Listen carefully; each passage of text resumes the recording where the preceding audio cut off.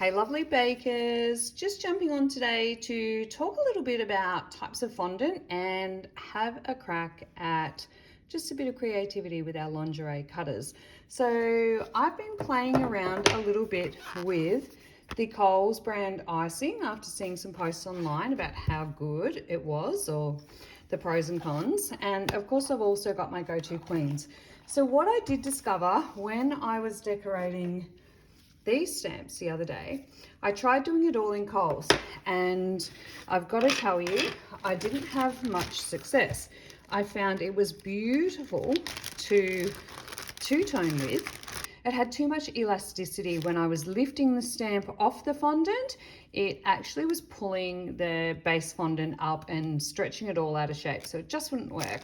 So I went back to my queens, and then I thought, why don't I just have a go at doing a bit of a hybrid? So that's what I'll be doing today. So I'm going to be using my queens as my base, and I've colored that just with the tiniest little smidge of AmeriColor Ivory. I do that with all of my base whites that I use. It just gives that lovely creamy look.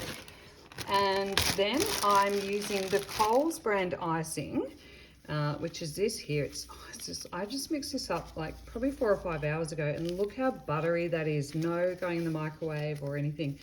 It's just gorgeous and buttery, and I'm going to be using that for my two-toning today. This one here, I'm slowly changing over to vivid colors. So this one here is the Vivid Avocado with black, and you just keep adding your black in until you get that lovely sort of tone that you like. I like to have quite a bit of a play around with my colors. I never really use anything just as a straight color. And then for the last color that I'll be using today, I'll be using the Fondtastic Red. Now this, again, I can't leave anything alone. I'm a bit of a fiddler. So this lovely velvet red color is achieved by your normal Fondtastic vanilla flavor red, which is the most hideous red you've ever seen in your life. Sorry, Fondtastic, but it's great for this purpose. So as you can see, it's this really knock your socks off vibrant red, and I like to tone it down to that beautiful velvety Christmas red. So like I say, Fondtastic straight out of the tub, tiny little bit of black, and then just mix it through and you'll achieve something that looks like that. Okay, well, let's get cracking. So first of all, I think we'll do the stripe texture, because that's a bit of a firm favorite at the moment. So I'm just using a little bit of release agent spray, and I'm just brushing that on. You don't want too much because otherwise it gets greasy and horrible. If you do put too much in there, just brush it out or get a little cloth and give it a light dab. So I'm not using corn flour because I think corn flour sort of dries it out, and I really like the way that they come out with the release spray. So I'm just popping it on the top there. I've got my little scraper and I'm just pushing it in and running it down. As you can see, when you're doing like a large area or a long stripe, it likes to lift out, and I went too quick there.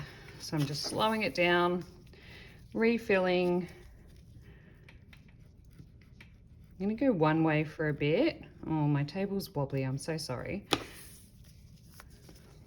And then I'm gonna drag across, just making sure I've got it in all those little grooves.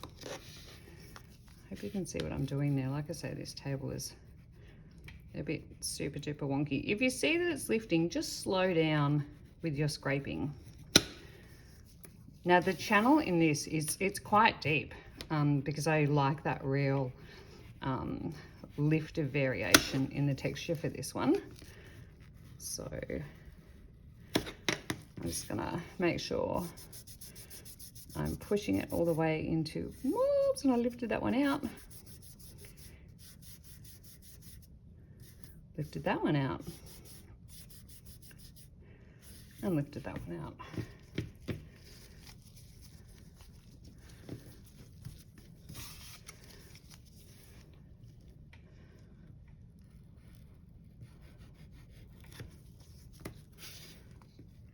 I have to stop talking. I think it's when I talk, I'm not concentrating.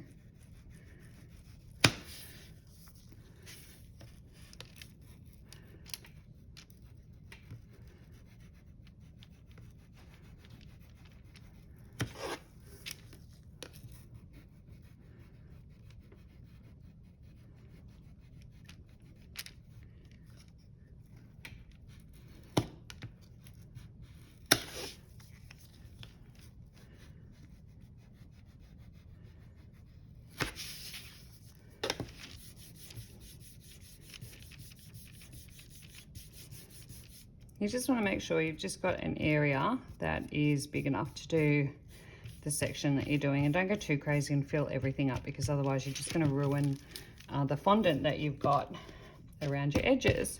So I'm just going to give it a quick little brush with our fondant eraser just to clean that up, make sure we're not getting any stripes. See the stuff that came off there? They really do work, these little fondant erasers. Let's clean up.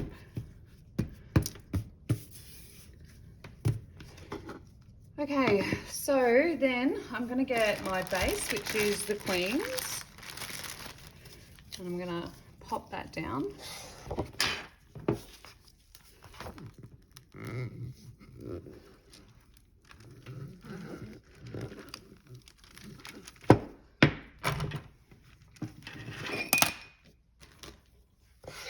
Right, now I'm just going to put my stripes on there. I'm just going to go down for the bottom because I don't want this whole section covered in fondant.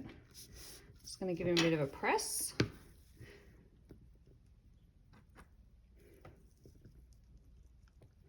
Make sure you go right to the end, otherwise it will pull your icing out. Look at that.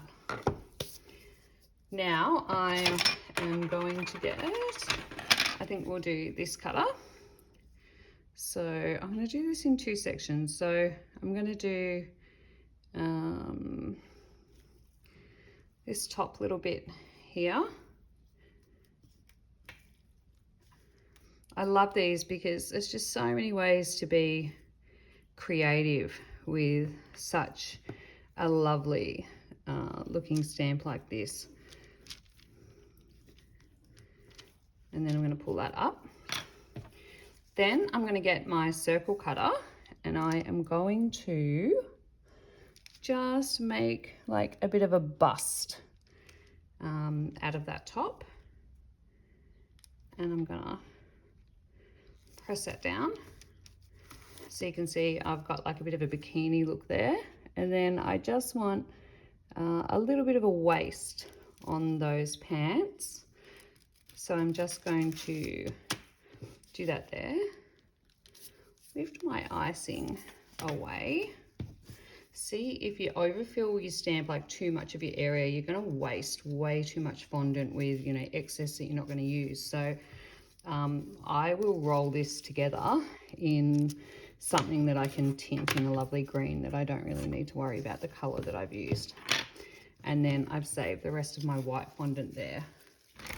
So let's see what this comes out like.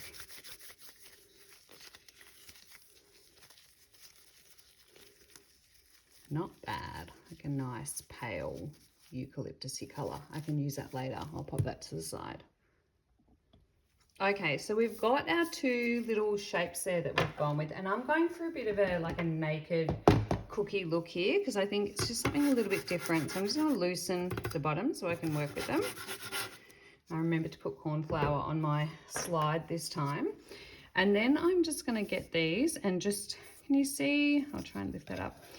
Can you see like that little bit of an edge there? I'm just cleaning that up gently, pulling that away.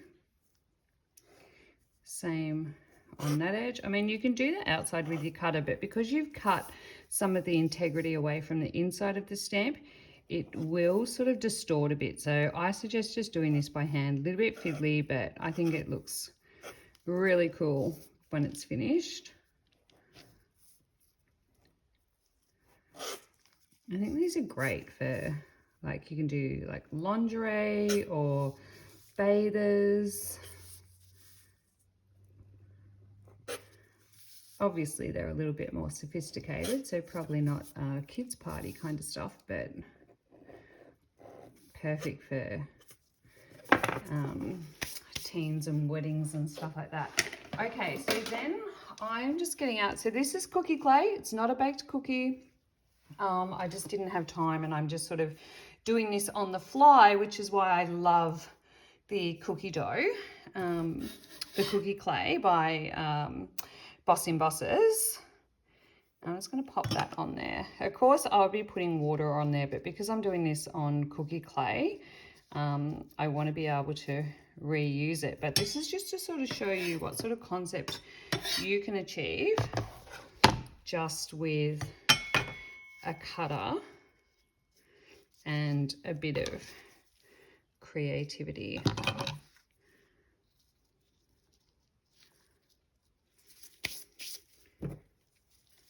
There we go.